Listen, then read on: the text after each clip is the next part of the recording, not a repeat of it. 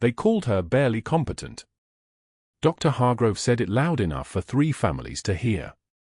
He didn't know she'd spent 12 years keeping Marines alive in places where the sand turned red and the thermometer hit 127 degrees. He had no idea the limp in her left leg came from shrapnel, or that the woman charting in the corner with her head down had once extracted a bullet from a child's shoulder using tweezers and bourbon because there was no morphine left in Sangin Valley. Oak Creek Memorial in Raleigh smells like antiseptic and floor wax under fluorescent lights that hum in D-flat. The smell catches Rachel Torres in the throat every morning at 6:15, the exact moment her shift begins, the exact moment she becomes invisible again. She moves through the ICU on a slight limp that nobody asks about. Her badge reads Rachel Torres, RN, temp staff. The RN took 4 years and a discharge paper's signature. The temp staff part took 1 phone call to a recruiter who understood that some people need to vanish for a while. Her left shoulder carries a tension that never releases, a muscle memory from bracing against recoil in a place called Sangin where dust tasted like copper and the medevac helicopters came too late. She has learned to keep her hand steady anyway. Has learned to smile when doctors dismiss her. Has learned that the smallest battles are fought in the quiet. The shift begins like all the others. Rachel arrives at 5:45, moves through the staff entrance past the security guard who never looks up, heads to locker 247 in the basement. The locker door opens. Inside, folded on the second shelf beneath her spare scrubs, sits a pair of worn combat boots. The leather is cracked. The laces are tied together. The tags are scratched off. She touches them once, just the toe of the right boot, and whispers something so quiet the security camera doesn't catch it. Her knuckles are scarred, thin white lines that map out 18 years of starting 4s and holding wounds shut and gripping the edge of stretchers while helicopters shook the ground. She closes the locker carefully and heads upstairs. Oak Creek Memorial's ICU occupies the 4th floor. It is a maze of glass-fronted rooms and monitor stations that beep in a rhythm that sounds like a heartbeat machine gone wrong. Rachel's assignment for the day is posted at the nurses' station, rooms 407, 409, 411, and 414. She signs in at 6:03, collects her medication keys, and begins the morning rounds. No one looks at her. No one nods. This is exactly how she prefers it. In the Marines, she'd been called Senior Chief. At Oak Creek Memorial, she is called the Temp or sometimes that quiet one when they think she's not listening. She is always listening. Room 407 contains a 74-year-old man with pneumonia. Rachel checks his oxygen saturation, adjusts his full line with fingers that move like they have done this motion 1,000 times, which they have, and documents his vitals in the computer system with meticulous precision. Every number is exact. Every notation is clear. The system shows 7.3 pH, 42 mm mercury of carbon dioxide, consistent with his presentation. She notes it without commentary. She notes everything without commentary. At 6:40, Lance Corporal Davis arrives at Oak Creek Memorial by ambulance. He is admitted to the ICU, room 414, just down the hall from where Rachel is checking medication counts. Davis is 26 years old, unconscious, brought in by paramedics following a civilian vehicle accident on Interstate 40.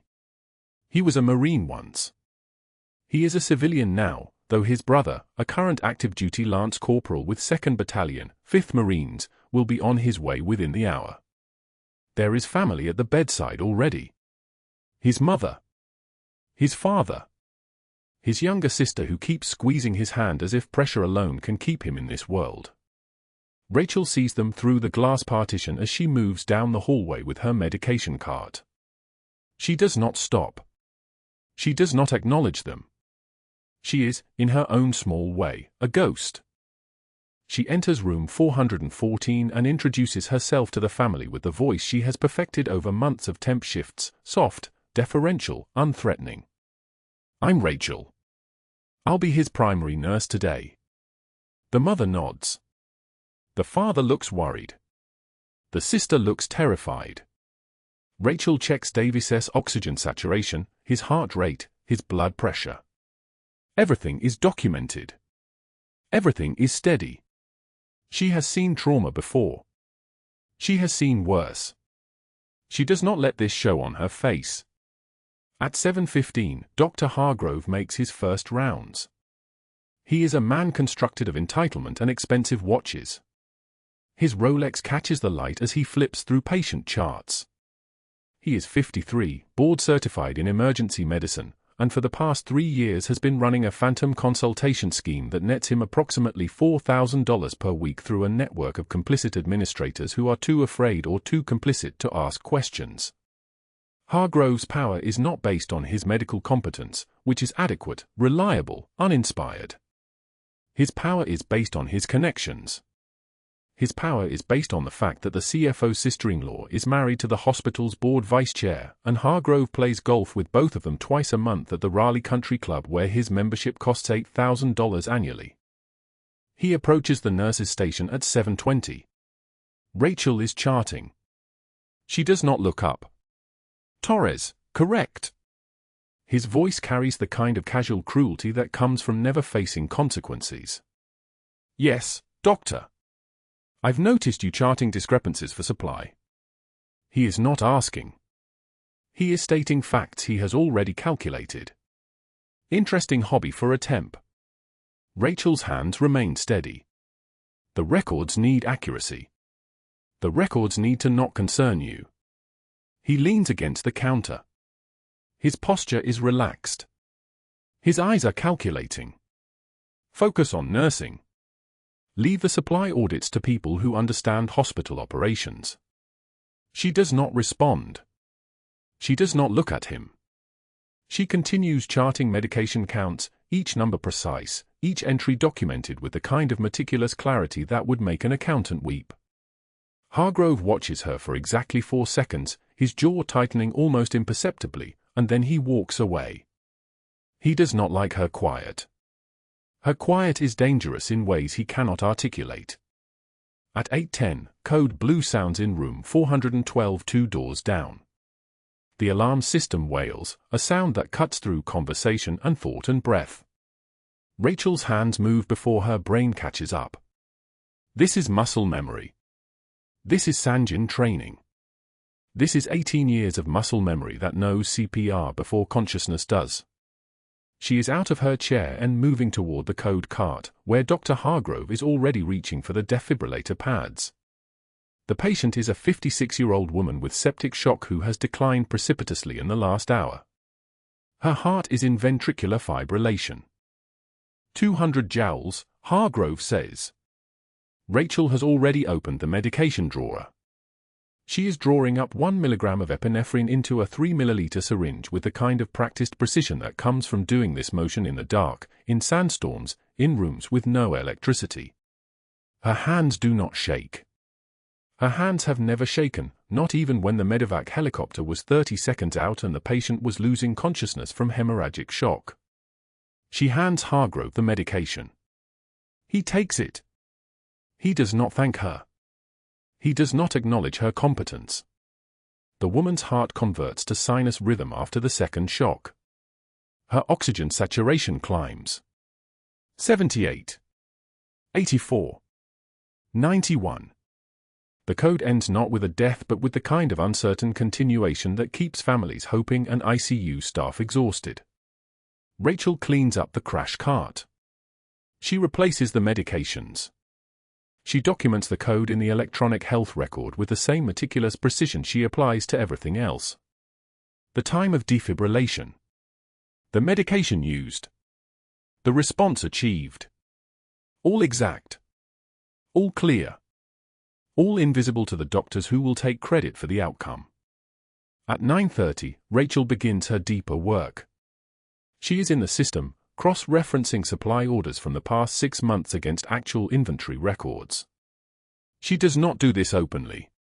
She does this during her downtime, in the margins, the way she has learned to do most of her work at Oak Creek Memorial, quietly, carefully, without drawing attention. The supply orders tell a story that makes her chest tight. Saline bags ordered, 400 per month. Saline bags used, approximately 280. The discrepancy is 60 sets per month. Each set costs $18. That is $1,080 monthly in unaccounted supplies. She documents this in a personal notebook she keeps in her locker. Not the military kind of notebook, that would be too dangerous, but a standard spiral-bound pad from the hospital gift shop. She writes in blue ink. She writes dates and numbers. She writes exact quantities and dollar amounts. She does not know yet why Hargrove is inflating supply orders. She does not know about the phantom consultation scheme or the administrator bribes or the fact that extra medical supplies disappear into a warehouse in Durham where they are resold to clinics that do not ask questions about provenance. She only knows that discrepancies exist. And discrepancies are something she understands with the precision of someone who has spent 12 years in a profession where mistakes end in body bags.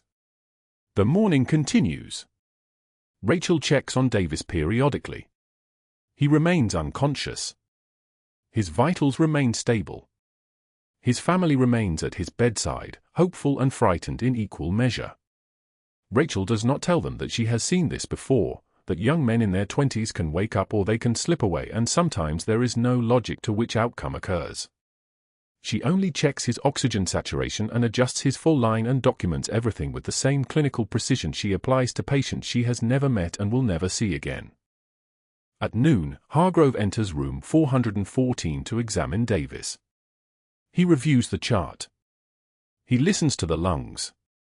He checks pupil reactivity. Rachel stands in the doorway, present but not present, observable but not demanding observation.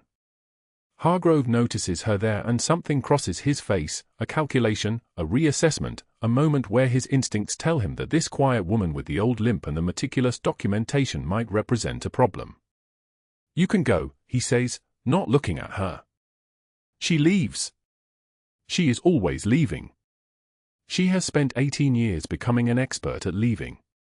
The afternoon brings a rhythm that soothes her, medication passes, vital signs, the steady beep of monitors that measure the electrical activity of hearts that are still beating. Rachel moves through it like she moves through everything, methodically, carefully, without drawing attention to herself or the fact that her hands steady during crises, or that her knowledge of emergency response comes from a place that goes far deeper than 4 years of nursing school.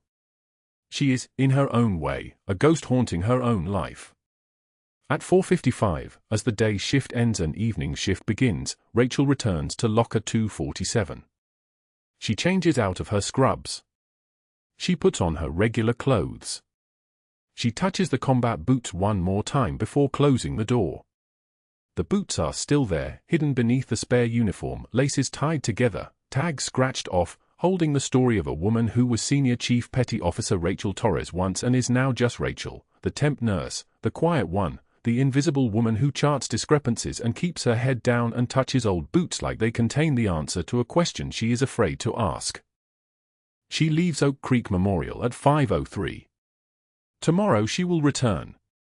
And what happened next, what was already being set in motion in the ICU hallways and administrative offices and in the cautious eyes of Dr. Hargrove watching her from his station, would begin to change everything. Room for 47 belonged to Lance Corporal Davis, though at this hour, just past 8 in the morning, it belonged to his mother, who sat rigid in the plastic visitor's chair with her purse clutched like a shield. Rachel was mid-sentence in her handoff report, explaining the new cardiac monitoring protocol and the slight elevation in his white blood count, when the door opened and Dr. Hargrove entered with the kind of momentum that made everyone in the room recalibrate. He didn't acknowledge Rachel.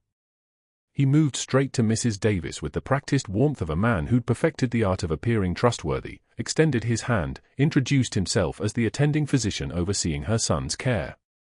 Only after he'd established himself as the authority did he gesture toward Rachel with the dismissive flick of someone pointing out a piece of equipment that had come with the room. "This is the temp I mentioned, barely competent, but we're short-staffed." His voice carried to the hallway, deliberate enough that the nurse's station would hear it. "She follows protocols. That's about all we can hope for." Rachel's jaw tightened. One measured breath through her nose. She'd learned long ago that flinching only gave predators confirmation they'd found the soft spot. She continued her handoff without pause, her voice steady and precise as a metronomic heartbeat. "Blood pressure stable. O2 saturation 96%. Last pain assessment at 6:30 a.m. Patient reported 4 out of 10 discomfort in the left shoulder. Medication administered at. Did I ask you to speak? Charity case. Hargrove cut her off, turning to face her fully. The name hung in the air like cigarette smoke. Not a nickname earned through kindness. A weapon. Mrs. Davis looked away, suddenly very interested in her coffee cup. The monitors kept their rhythm. The fluorescent lights buzzed overhead like insects trapped in plastic. Rachel met his eyes. Held them for 3 full seconds. Then she reached up and wiped the single tear that had escaped with the back of her hand, never breaking contact with him, never breaking composure. The tear was involuntary, a biological response to adrenaline and shame that she'd learned to weaponize. Some people cried. Rachel Torres wept like a sniper adjusts for wind. I've seen what cowards look like under pressure, doctor, she said quietly, her voice dropping into a register that hadn't been audible moments before. They all have your eyes. The room crystallized. Mrs. Davis's head snapped up. Hargrove's face flushed from his jawline upward, the color spreading like a stain, his eyes narrowing with something worse than anger. Recognition. The kind of recognition that came when a predator realized it had been assessed and found wanting by something it had mistaken for prey. He stared at her for a long moment, then turned and left without a word, his absence more deafening than any response could have been. Rachel finished the handoff to Mrs. Davis in a voice that never wavered.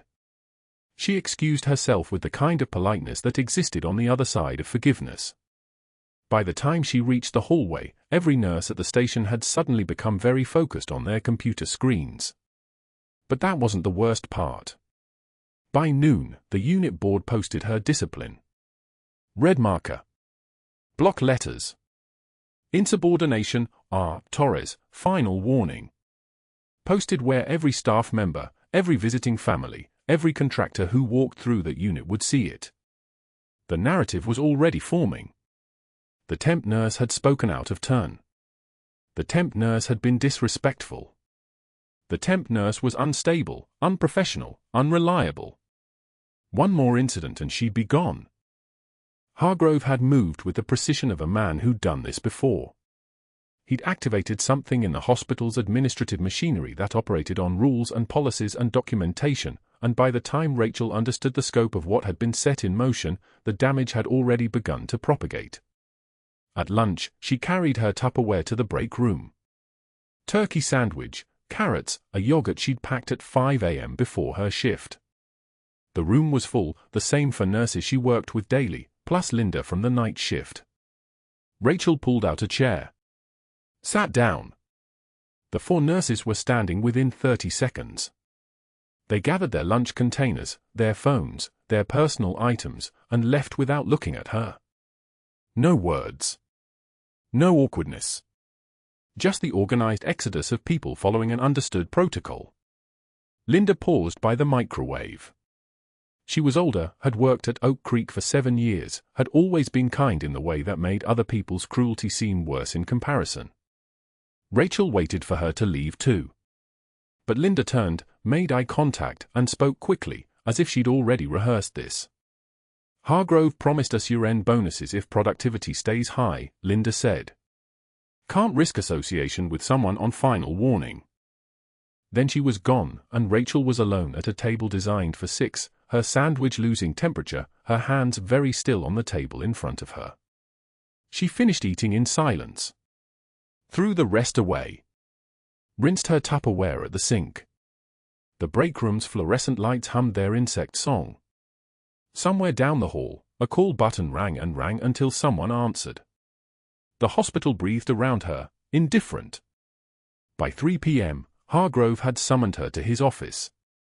Not a request transmitted through the charge nurse, a direct page. Rachel found him sitting at his desk, the kind of desk that cost money and said things about a man's sense of his own importance. He made her stand while he reviewed a file, not looking up, letting the power dynamic establish itself through positioning. She'd seen this move before. Different ranks, same playbook. Your references are questionable, he said finally, his voice back to its normal register, all warmth drained away. Your work history has gaps. Very concerning gaps. I'm documenting everything. He slid a piece of paper across the desk. An incident report. Her name at the top. The narrative claimed she'd missed administering a medication to a post-op patient 3 days ago, that she'd failed to monitor vitals properly, that her negligence had put the patient at risk. Every word was a carefully constructed lie. She'd been that patient's nurse only in the morning. The incident was supposed to have occurred on the night shift. Sign it, Hargrove said. Rachel read the report again. Her hands were steady. The trembling wasn't fear, it was restraint, the kind that came from knowing exactly what she could do to a man and choosing, again, to do nothing. It's not accurate, she said. 8 words. Calm. Not a request for reconsideration. Just a statement of fact. Sign it or resign, Hargrove replied. Those are your options. Rachel understood the mathematics of the situation with the clarity that came from having already lost everything once. A refusal meant immediate termination, which meant no reference for her next position, which meant the government's erasure of her previous life would have nothing to fill in behind it.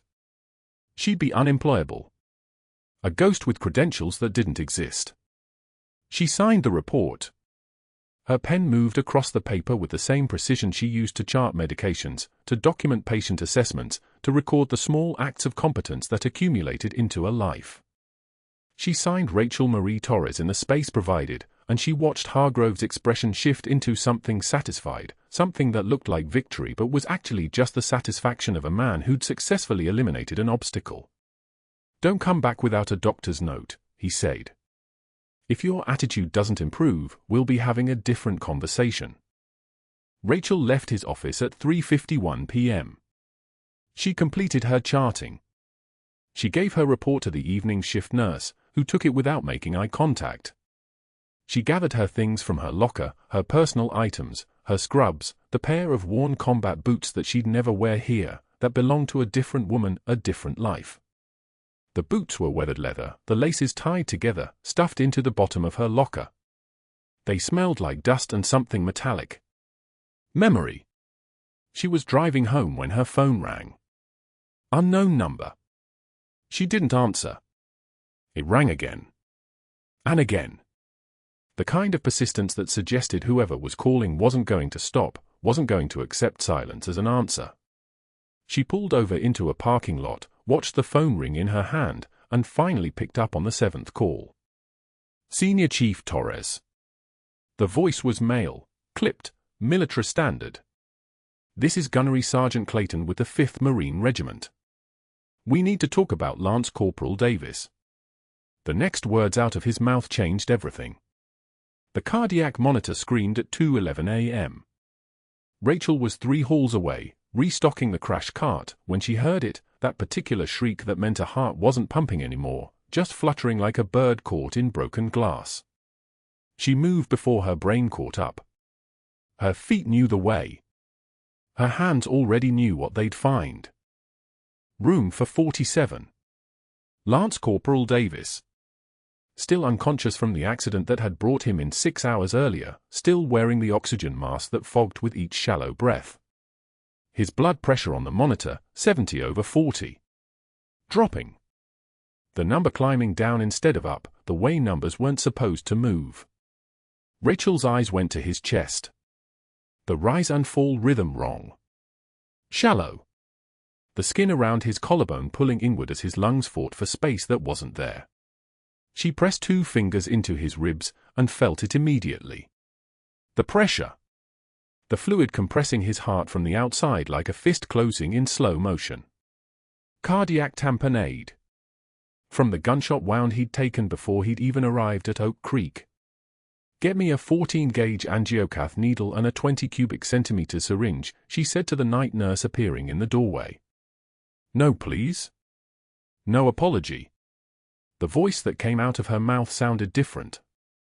Steadier. The voice of someone who'd said this before and watched people listen.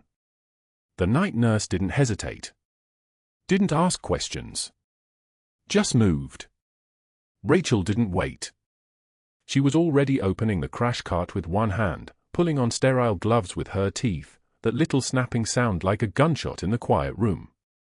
The fluorescent lights buzzed above her, and she tuned them out. Just noise. Just static. 3 seconds. That's all it took her to identify what was killing Lance Corporal Davis. 3 seconds and a muscle memory that had nothing to do with Oak Creek Memorial and everything to do with a place called Sangin, where the wounds came fast and the decisions faster. She palpated his chest, second intercostal space, mid-clavicular line. The spot where the needle would go. Her fingers found the landmarks the way a navigator finds stars. The ribs. The space between them. The place where fluid had pooled around his heart, suffocating it. The night nurse returned with the needle and syringe. Rachel took them without looking, the equipment so familiar in her hands it felt like they'd never parted. She didn't need the ultrasound, didn't need the backup from a resident sleeping 2 floors up. She knew where the fluid was.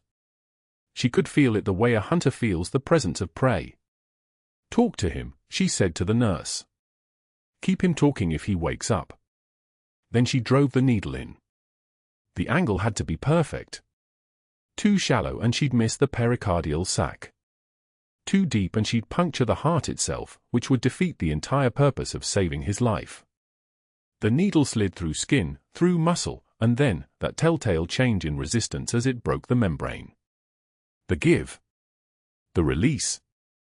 She pulled back on the syringe. Dark fluid came back. Almost black in the syringe. The exact color of old blood. The heart's own blood pooling where it shouldn't be, squeezing the organ like a hand in a glove made too small. The syringe filled. 40 cubic centimeters and 60 cubic centimeters, 80 cubic centimeters. With each milliliter she pulled, the pressure released. The monitor began to sing differently. The rhythm steadying. The blood pressure on the screen ticking upward, 75, then 80, then 88. The numbers climbing back toward human. Davis gasped. The oxygen mask fogged white as his lungs suddenly had room to expand again. "Welcome back," Rachel said quietly. She didn't look at his face. Didn't need to. Just kept pulling, kept draining, kept saving. That was when she heard the boots in the hallway. Not the soft squeaking of hospital-issue shoes. Not the rubber soles of the night staff. Heavy boots. Military gait. The kind of footsteps that announced themselves. 3 men. Maybe more. She could hear them now, moving through the ICU like they owned it, like they'd checked in at the front desk and been given the floor plan. Their voices low, one of them speaking Spanish fast and clipped. Words like El Testigo and Don Esther and Myra Arqui. The witness. Where is he? Look here. Rachel's hands didn't stop moving. The syringe, the needle, the careful work of keeping a dying man alive. But something in her chest shifted. Recognition. Not of the voices, she'd never heard them before. Recognition of the situation. The geometry of it. 3 armed men in a hospital looking for a specific patient, and that patient was 15 feet from her, still half unconscious, still defenseless. The boots got closer. She finished drawing the last 20 cubic centimeters of fluid, pulled the needle free, and pressed a gauze pad against the puncture site. One hand held the pressure. The other reached down and turned off the cardiac monitor's alarm, the one screaming sound that would have led them straight to this room like a beacon. The silence that followed was different. Deeper. The footsteps stopped outside room for 47. Rachel looked at Lance Corporal Davis for the first time since she'd arrived. His eyes were open now, scared, still cloudy from the anesthesia wearing off and the trauma of nearly dying in his own chest cavity. The oxygen mask rose and fell with breath that was actually possible now. His right hand was reaching for the call button. She shook her head. One motion. Clear as a command. He didn't press it. The door handle turned slowly. Rachel was already moving. She'd kicked off her shoes 2 seconds before, she didn't remember deciding to do it, but her feet knew. Bare feet were quieter. Socks on tile made less sound than rubber. She positioned herself in the doorway with her body at an angle that let her see into the hall but kept the bed behind her shoulders invisible from the opening. Arms spread. Hospital gown over her scrubs, wrinkled and off one shoulder from the pericardiocentesis work. Hair coming loose from the bun. She looked small. Tired. Like a nurse who'd been awake for 18 hours and had one more patient complaint to handle before her shift ended. The three men stopped. The leader was first through the doorway, dark eyes, thin scar tissue along his left temple, a pistol held low against his thigh like he'd been born carrying it. He was taking her in, assessing her as an obstacle or a nothing. His mind visibly deciding she was the latter. "Nurse, step aside," he said. Not a request. His English was good, which made it worse. No language barrier to hide behind. Just a man giving an order. Rachel didn't move. He stepped closer. She could smell him now, diesel exhaust and something like copper, like he'd been in a place where metal burned.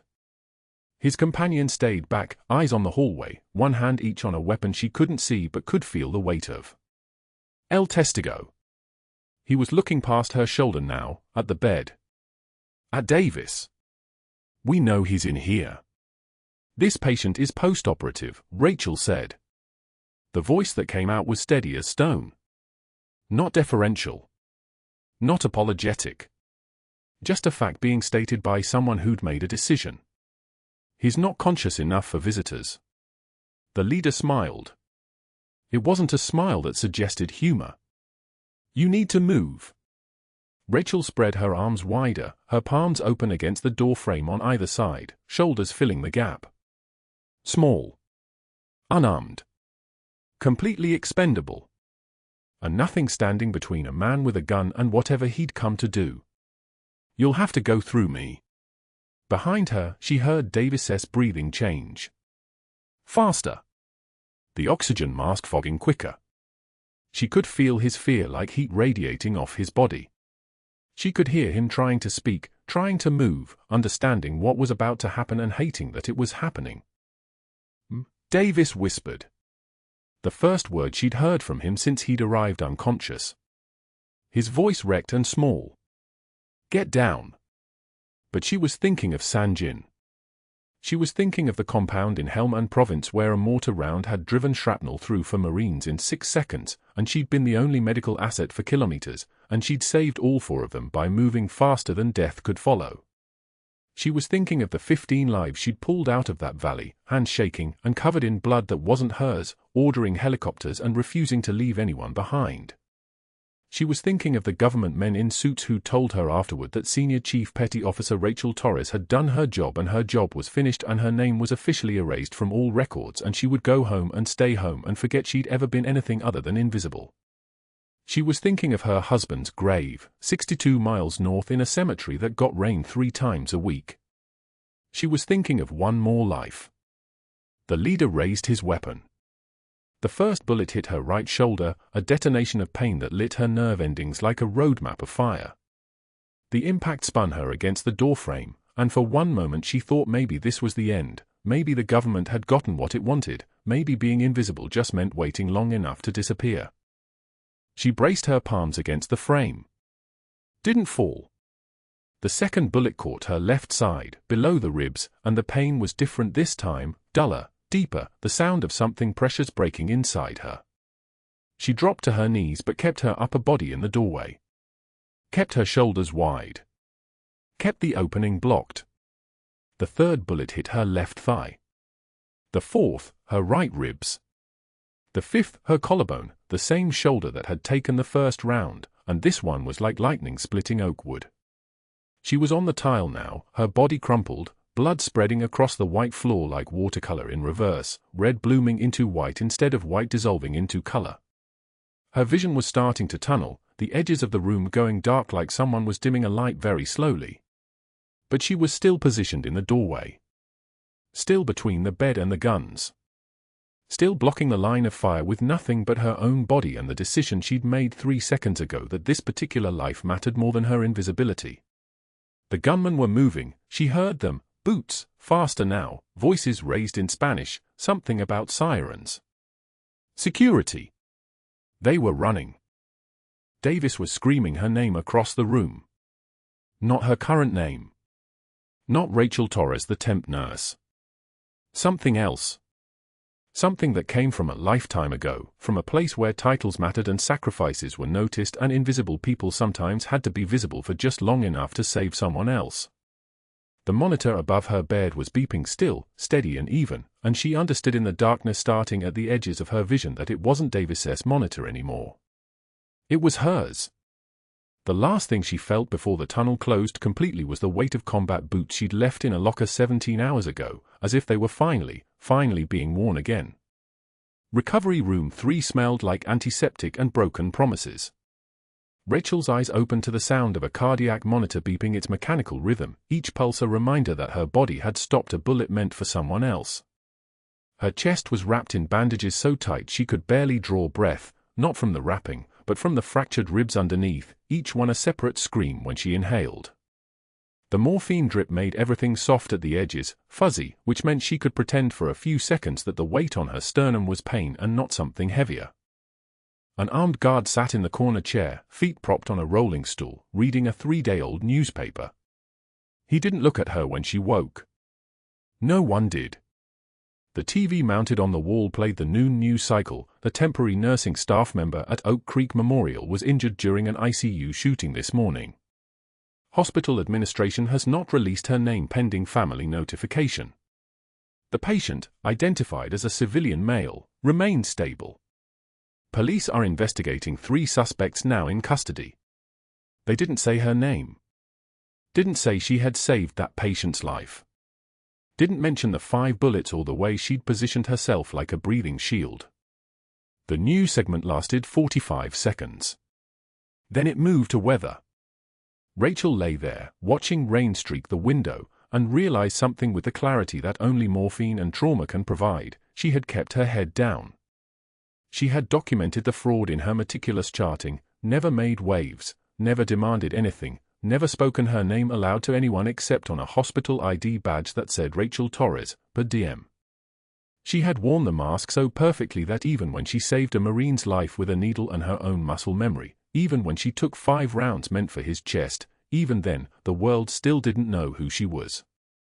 The door to the recovery room opened at 2:38 p.m. Not a nurse. Not a doctor checking vitals.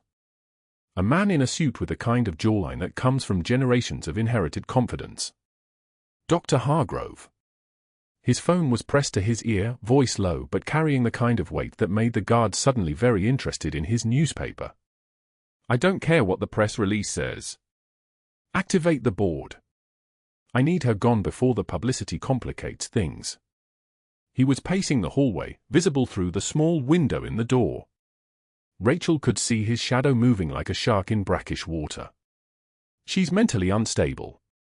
I've documented her insubordination. Find her references, get statements about her reliability. I want an outside investigator in here by tomorrow recommending immediate termination on psychological grounds. By the time anyone connects her to that incident, she'll already be fired. Rachel closed her eyes. The morphine made it hard to feel afraid. It made everything feel inevitable, like watching an avalanche when you're already buried. The next morning, her chart read, patient medically stable. Psychological evaluation pending. Recommend psychiatric hold for assessment of trauma response and decision-making capacity. That was Hargrove's language in a doctor's form. She knew the signature, Dr. Michael Chen, the hospital psychiatrist, who'd never met her, who'd never asked a single question. Hargrove's network. Hargrove's board members. Hargrove's fabricated references calling to poison her employment record with stories about instability, poor judgment, conflicts with supervisors. By noon, a woman from HR sat on the edge of the recovery room chair, tablet in hand, reading from a script. Pending investigation into your mental stability and violation of protocol during the incident, you're suspended without pay. We'll need to conduct a full fitness for duty evaluation. In the meantime, please sign here acknowledging receipt of these documents. The woman was kind about it, that was the worst part. She believed she was following procedure. She didn't know that the procedure had been rewritten in the last 6 hours by a man who could make phone calls that erased people from hospital records. Rachel signed the papers with a pen that shook slightly, which she told herself was the morphine, not her hands. The guard in the corner didn't look up. That night, at 11:54 p.m., Rachel pulled D4 from her arm. The heart monitor flatlined its protest for exactly 3 seconds before she ripped the lead pads from her chest. The guard was asleep, actually asleep, chin on his chest, whatever shift pay they were giving him not quite enough to maintain vigilance. She'd learned to move like this a long time ago, in a place where silence was survival and the spaces between heartbeats were how you stayed alive. Her clothes were in a bag under the bed. Jeans that smelled like hospital laundry and gunpowder. A shirt that had belonged to someone else, donated by the ER staff, her original one in evidence. Her boots, the worn combat boots from her locker, were gone. Evidence, too. She wore hospital socks and shoes 3 sizes too big. Oakwood Cemetery lay 13 minutes east of Oak Creek Memorial if you drove the speed limit. Rachel didn't. The road was slick with rain that fell like applause, like the sky itself was telling her something she didn't want to hear. Her hands on the steering wheel were steady, that was automatic, that was bone deep, but her breathing was shallow, protective of ribs that felt like they might splinter if she took one wrong breath. Her husband's grave was in the oldest section, under an oak tree that had watched the cemetery's population grow for 127 years. She knew that number because she'd looked it up once, on a phone call to the groundskeeper while James was still alive, still intact, still the kind of man who came home instead of in a flag-draped box. The headstone read, Lieutenant Commander James Torres, Navy SEAL, beloved husband, 1984 to 2011, Sangin operation, honored with his sacrifice. They didn't mention that he died extracting her from a compound when she should have already been dead. They didn't mention that his Silver Star had a classification level that made it illegal to discuss. They didn't mention that the operation that killed him had also killed her, erased her, buried her, turned her into someone who existed only on government servers in rooms that required retinal scans and passwords changed every 30 days. Rachel collapsed against the headstone in the rain, her wrapping pulling apart from her fractured ribs, the 5 bullet wounds in her chest and shoulder screaming like they were fresh again. The rain mixed with tears and something darker, maybe blood, maybe just the mud of the cemetery settling into the cracks of who she used to be. I kept my head down like they ordered, she whispered to the stone, to the man beneath it, to the 17 years of invisible service that had earned her nothing but erasure. I kept my head down and I still failed. I couldn't even stay invisible right. I'm sorry. I'm so sorry. The rain fell harder. She didn't move. A nurse found her at dawn, not from Oak Creek Memorial, not part of Hargrove's network, just a woman who jogged past the cemetery every Tuesday and Thursday morning and recognized hypothermia when she saw it. The nurse dragged her back to the car, radioed for an ambulance, rode with her back to Oak Creek Memorial while Rachel's core temperature read 34.2 degrees and her body shivered so violently it disrupted her for placement. They admitted her to recovery room for this time. Same floor, different room, as if proximity would change something about what she'd become, a casualty of a system designed to protect men like Hargrove and erase women like her. The Marine in the bed beside her was awake now. That was the first thing Rachel noticed when they wheeled her in and transferred her to the new bed with practiced efficiency, when they wrapped her in bear hugger warming blankets and hung fresh drips and took vital signs that suggested someone who had stopped trying. Lance Corporal Davis was conscious, color returning to his face, the cardiac tamponade she'd treated with a needle and her muscle memory now just a surgical repair and a story he wouldn't remember. She didn't look at him. Couldn't. Looking at him meant acknowledging that she'd failed anyway, that saving his life had cost her everything and changed nothing, that heroism for people like her was only paid in erasure. But Davis looked at her. Stared at her, actually, in a way that made the medical staff uncomfortable enough to increase his sedation twice. His eyes tracked her face like he was trying to solve an equation written in scars. When she finally had to meet his gaze during a nurse's rounds, she saw something flicker across his consciousness, recognition, maybe, or memory, or something that lived deeper than memory. His hands trembled as he reached for the bedside tablet. Not the hospital information system. Something else. His hands moved with the kind of precision that suggested military training, military discipline, military access that temporary nurses and day-shift guards wouldn't understand. He pulled up a file, classified, the header stamped in red letters even though hospital networks shouldn't have access to classified files, and he began to read, his voice strengthening with each word. Senior Chief Petty Officer Rachel Torres, Navy Corpsman. Lance Corporal Davis's eyes snapped open at 3:22 a.m. Not the confused, medication-hazed opening of someone coming out of anesthesia. This was the sharp, alert focus of a man remembering something he'd spent for years trying to forget. He stared at the woman in the recovery bed beside his, separated by a beige curtain that did nothing to hide the rhythm of her breathing, the slight wince every time her ribs expanded. Rachel Torres. Not just the nurse who'd saved his life with a needle and a steady hand while bullets tore through the ICU hallway. He knew that face from somewhere older. Somewhere he wasn't supposed to remember. His hands trembled as he pulled his phone from the bedside table. Password. 8 digits he'd memorized the day his unit briefing officer handed it to him with a classified override code. The file loaded in 4.2 seconds. His hands shook harder. Valkyrie. He whispered it so quietly the monitors almost swallowed the word. But the woman in the other bed turned her head toward the sound, and in that moment, Davis knew she'd heard him. Knew exactly what it meant. A call sign from Sangin. A call sign from a time when she wasn't a temp nurse in a Raleigh hospital. A call sign from a moment he'd been told never to speak again. The phone trembled in his grip as his thumbs moved across the screen. Classified Pentagon file. Eyes-only access. The photograph loaded first, 5 years younger, uniform pristine, the same face but with something different in the eyes. Something that hadn't been broken yet. Davis read the text aloud, his voice cracking on every word. Senior Chief Petty Officer Rachel Torres. Navy Corpsman. Assigned Joint Task Force, Sangin Valley, Helm and Province. Clearance, Top Secret, SCI. The silence that followed lasted exactly 3 seconds. Then Rachel's curtain moved.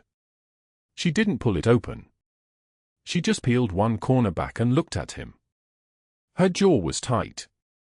Her eyes were the color of a stormy Atlantic, and they held the weight of someone who'd just watched her entire cover collapse in a hospital recovery room at 3:02 in the morning. "Don't say it again," she said. 13 years of military bearing compressed into 4 words. Not a request. A command. But Davis was already moving. Pain shot through his shoulder as he pushed himself up on his elbows, his phone still glowing in his trembling hands. "You saved my life. Again. Just like you did in Corporal Davis." Her voice dropped an octave. "The next word out of your mouth better be your full name and serial number." He stopped. Held her gaze. And then did exactly what she told him not to do. He pressed the phone screen and showed her the classified file. Then he started reading. The door opened at 3:52 a.m. Marine Gunnery Sergeant Charles Mercer in dress blues, moving like a man who'd been waiting for this moment for 5 years. His boots hit the linoleum with a sound like a gavel. He came to attention at the foot of Rachel's bed, saluted, and his jaw was tight enough to snap teeth. "Senior Chief Torres," he said. "I've got your package." Headquarters sent it down an hour ago when Davis called it in. Rachel hadn't moved. Hadn't sat up. Hadn't done anything but stare at the ceiling with the composure of someone who'd already accepted the worst possible outcome and decided not to feel anything about it. "Orders were to bury it," Rachel said flatly. "Let it stay buried. Orders change." Mercer pulled a sealed folder from his uniform jacket. The kind of folder that had red letters stamped across the front in fonts that meant federal law. Davis had eyes-only clearance. He had the right to confirm identity. Once he made the call to JAG, the classification dropped. Everything goes to discovery now. Lawyers, courts, prosecutors. You're not disappeared anymore, Senior Chief. The folder opened. Inside, a single citation printed on cream-colored paper with an eagle watermark. Silver Star for Valor Under Fire. Sangin Valley, October 2012. Mercer's voice didn't change, but something in his chest was moving like he was trying not to breathe too hard. 2 bronze stars with Valor. 3 purple hearts prior to medical discharge. Recommendation for Navy Cross pending review after testimony from your unit. Rachel's hands were steady when she took the folder. Steadier than Davis's. Steadier than Mercer's voice. 15 Marines, Mercer continued. That's how many you pulled out of that compound when the RPG hit the aid station. 14 adults. 1 8-year-old Afghan boy you carried out yourself while suppressive fire was coming from 3 directions. He paused. The fluorescent lights hummed their mechanical song above them. The heart monitor beeped its steady rhythm. That 8-year-old, Mercer said. His name was Khalid. His mother died in that compound. His father was already gone. The unit evacuated him with Davis here, got him to a State Department safe house. Last we checked, he's at Georgetown now. Pre-med. Says he wants to be a doctor because a Navy corpsman named Torres held his hand while the world was ending. Davis watched Rachel's face. It didn't move. The composure of someone who'd learned to lock everything behind her ribs and throw away the key. But her hand stopped shaking. In the parking lot of Oak Creek Memorial, at 6:18 a.m. on a Tuesday morning, Dr. Hargrove was on his 7th phone call. His 8th coffee. His 9th lie. The FBI agents had surrounded his Mercedes at the entrance, warrant in hand, voices calm and methodical. Federal fraud. Attempted forgery.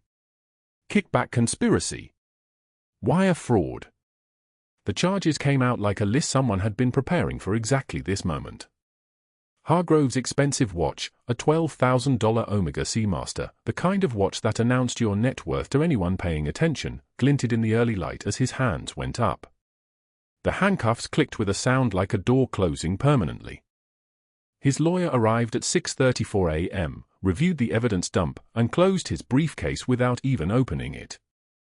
Best case scenario, the man said flatly, you avoid the full 10 years. Medical license is terminated.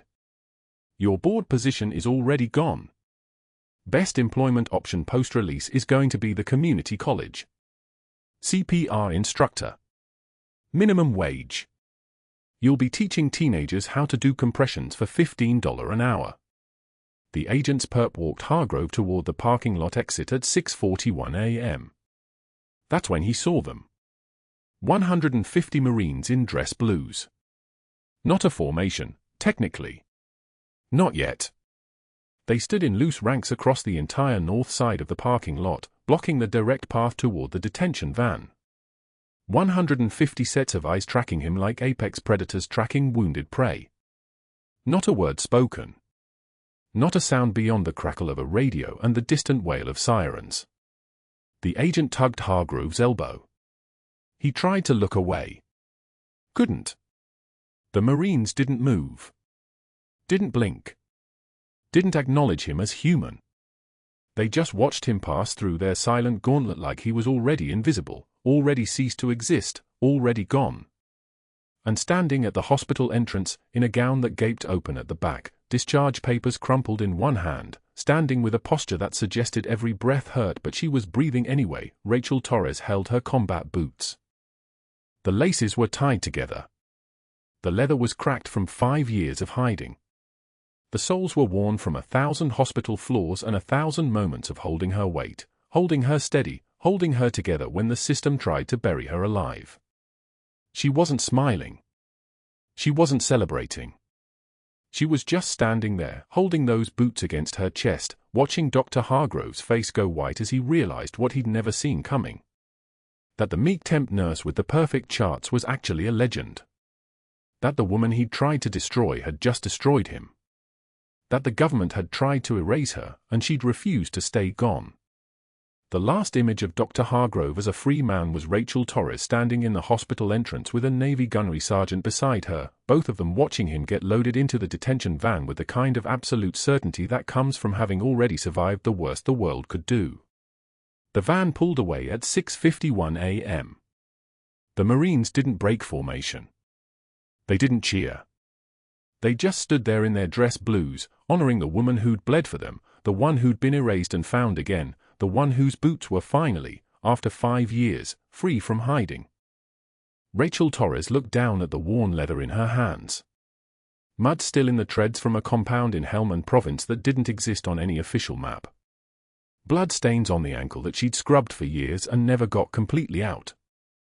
Her husband had died wearing these boots. She'd kept them hidden because staying hidden was an order, and she'd learned how to follow orders until those orders tried to kill someone she'd sworn to protect.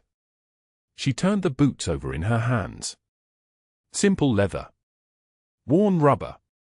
Nothing special to anyone except her. Everything to the 8-year-old boy in Georgetown now. Everything to Lance Corporal Davis, who remembered her name from a classified file. Everything to the 150 Marines still standing in the parking lot, refusing to leave until the one they'd come to honor was safe. The hospital doors opened behind her. A nurse approached, not a doctor, not an administrator, just a nurse, who handed Rachel an envelope. The legal team's offer. Full cooperation with federal prosecution. Witness testimony that would secure Hargrove's conviction. Immunity from any retaliation claims. Wrongful termination settlement of $847,000. Rachel didn't open the envelope. She didn't need to. The choice had already been made the moment a Marine whispered Valkyrie in the dark, the moment her cover shattered, the moment she stopped being invisible and started being seen again. She was going to finish what she started. And this time, she wasn't going to hide. If you've made it this far, you already know, the quiet ones always have the deepest stories. Subscribe for more, because we're not done yet. Like this video, share it with someone who's been underestimated, and comment below, have you ever judged someone only to find out you were catastrophically wrong? Let's talk.